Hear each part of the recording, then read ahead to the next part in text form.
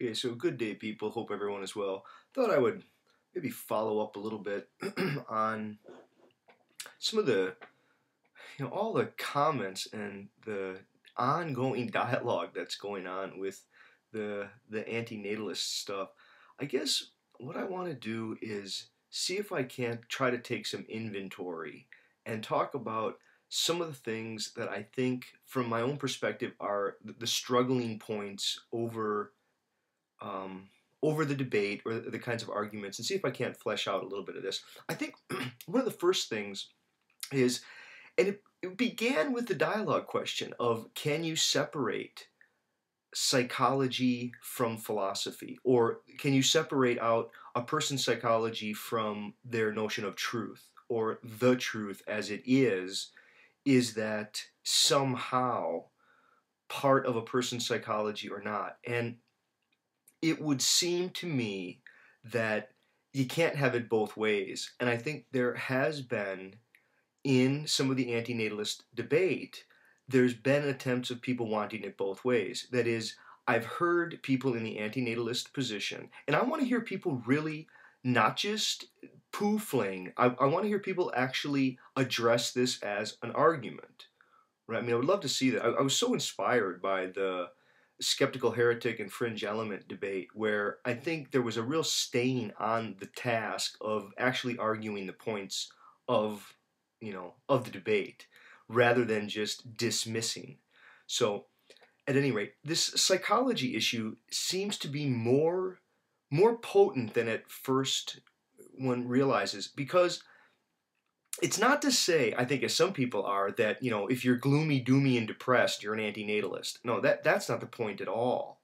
The point is that if you, as an antinatalist, try to claim that the only reason people aren't seeing the fact of the matter is because they're deluded and their psychology is rationalizing the emotional investments they already have into the world, and that's what's preventing them from understanding this truth, well, you can't rely upon a claim that people are psychologically deluded and then claim psychology is irrelevant to the argument.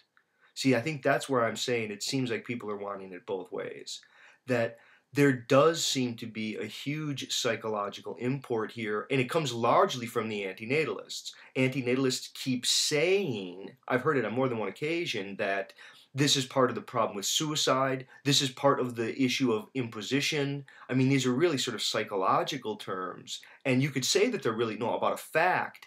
Well, it is about a fact, but it's a fact in terms of the psychology of why do people resist the fact. See, you're positing a kind of psychology of resistance on the non-antinatalists, and then you're saying that that's the difficulty, is that they're rationalizing, they're deluded, and all this kind of stuff, but then you're unwilling to grant that psychology is relevant to the argument, and yet your argument keeps trading upon other people's psychology.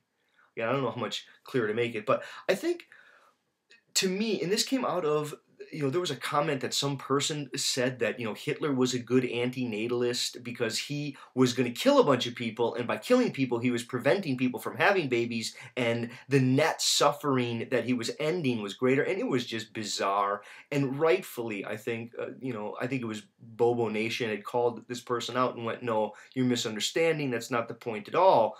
But in her argument, it was so problematic because, again, you see and I'm going to try to post links to various videos here, but you see the continuous slip and slide between the kind of evils and horrors and hardships and damage that are inflicted by people in their thoughtlessness and in their stupidity and in habits that we perhaps need to challenge and question, as opposed to those that just come from natural disaster, that come from, the capricious ways of nature, with, again, natural hardships of resistances, and I mean those sorts of elements. I think people really need to stay vigilant on that, on what are the differences between,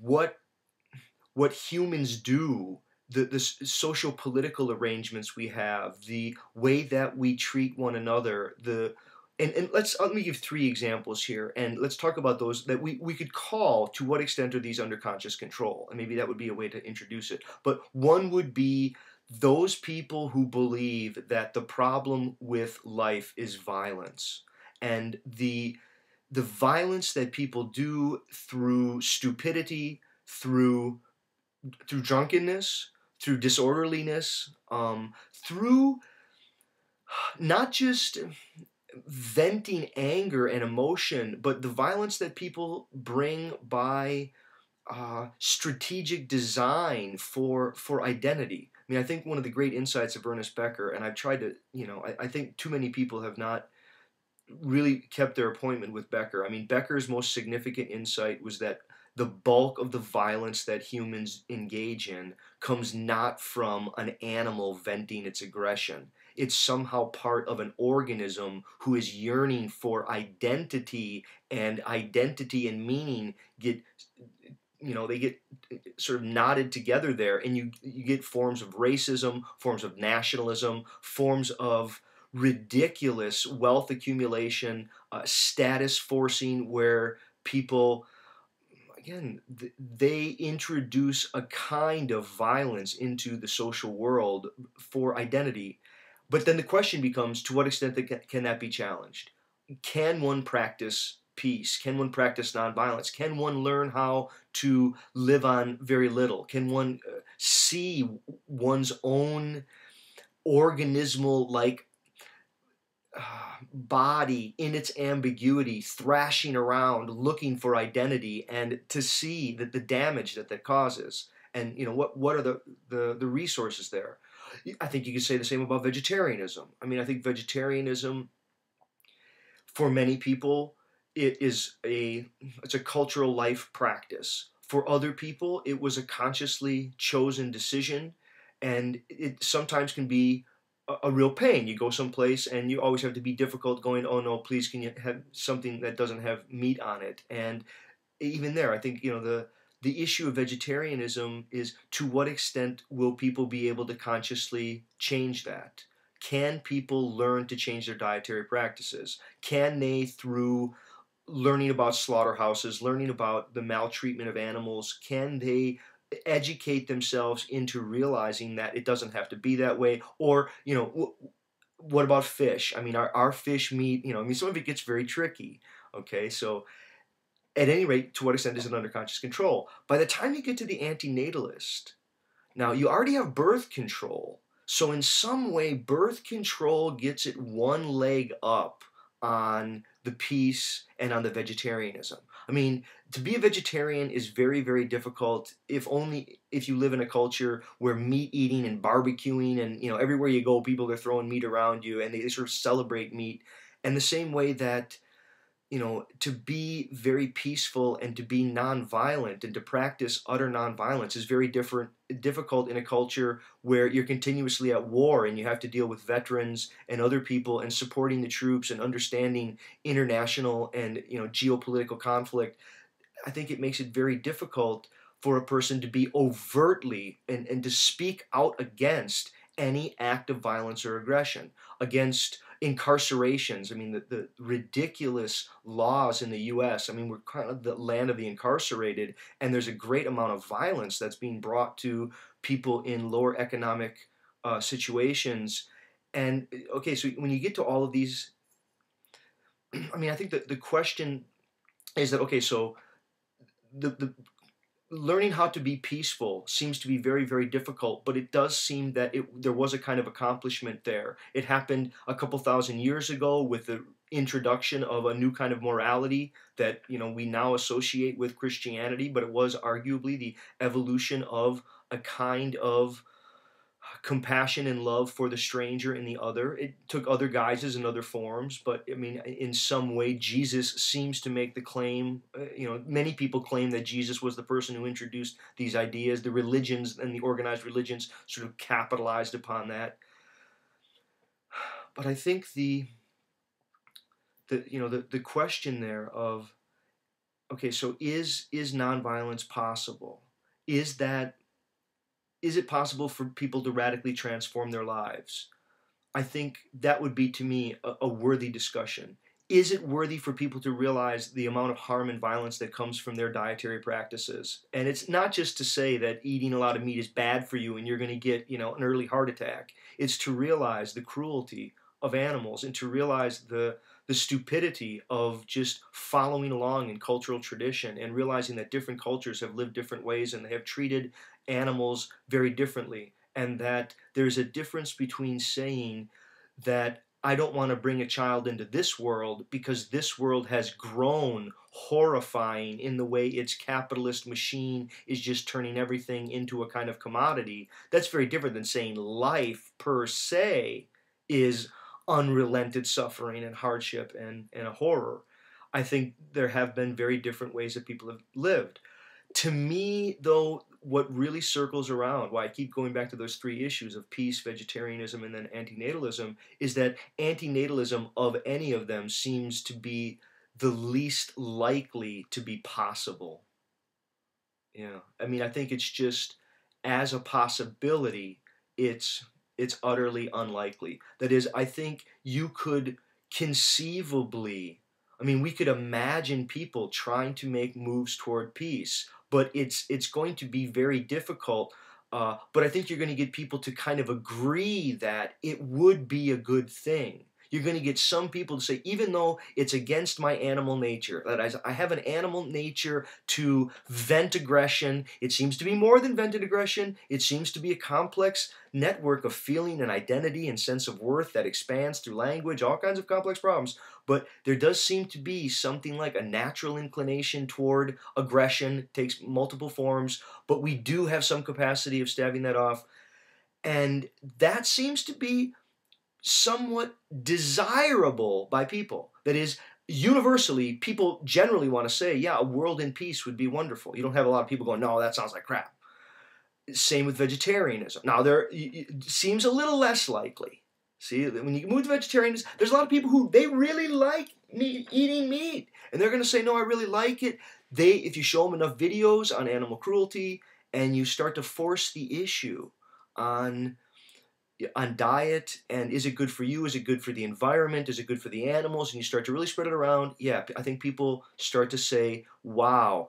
Will there still be resistance and habit, and there's the meat industry, and there's all these kinds of things that are resistances? Yes, yes, yes, it'll be very difficult. By the time you get to antinatalism, it almost, I mean, not only is there just so much biological drive toward it, and it seems so outside of what people could consciously control. It's just sort of like habit and practice, in the same way that, the non-aggression, you'd have to sort of institute that, and the way you have to institute vegetarianism, you'd have to really institute something beyond birth control. But the problem is that I don't think you get people unilaterally on board calling it a good thing. You could talk until you're blue in the face, but every time people say that, and I've heard so many antinatalists say that they don't want to hear that suffering is a good thing. No one's saying suffering is a good thing. No one's saying suffering's a good thing. They're saying that it's childlike to imagine that the world could be other than the complex mixture that it is. It may well be that a world where there would never be any hardship, any suffering, no one ever has any loss, no one's ever at a desire or with a distant, no one ever has any lack. It sounds like some person's fantasizing over a heaven. It's a fantasy. It's not reality. When you look out in the world, that's just not the way the world is. And it doesn't mean that, oh yeah, the world's a horrible place and all this kind of stuff. No, it's a mix and it's a balance. The thing to stay vigilant over is what evil, what hardship, what unnecessary suffering comes from the actions of people. To what extent are those under conscious control? And then to realize that it seems like the time is so much more well spent here on YouTube trying to really argue about the importance of nonviolence, learning how to realize the different ways that violence is imposed upon the already existing sentient, and to really attack the issue, and I mean it metaphorically, to get at the way in which people are aggressive, the way that people are cruel, the way that people are savage in the way that they treat one another, and to try to learn practices of non-aggression, of peaceful living, and also to look at vegetarianism and other practices where sentient life does get imposed upon and does have to endure unnecessary hardships and suffering. Those seem so much more worth the while than what to me is going to be a never-ending and impossible argument. I don't think you're going to get people to, it's not that they're disagreeing that suffering is bad. It's that they're going to say that suffering is not the definitive representative sample of the whole of life. It's a sample, and it may be a good sample, but it doesn't sum it up. It doesn't. And I think the number of people who genuinely look forward to children, who love their children, not everyone who's a parent is a bad parent. See, I think there's some sort of assumption here, and part of the problem here on YouTube is that there are many people, I think, who you're arguing with people, the people who are having the debate, they're kind of having the debate among people who are kind of on board with it. That is, many people would find this argument so outside of, I think they would see it as it's a far, far right ender. It's so far on the right. It's on the other side of the pro-lifer. If you take people in general at the core, and then way on the outside fringe of that is radical pro-life. Further on the fringe outside of that is antinatalism. To try to get at to what extent can we address those injustices, those hardships that humans do inflict upon the sentient. Our time would be so much more well spent there. That's my sentiment. Okay, thanks. Maybe more videos to come on leadership and the atrophy of leadership in the modern electronic and the digital age. Okay, thanks.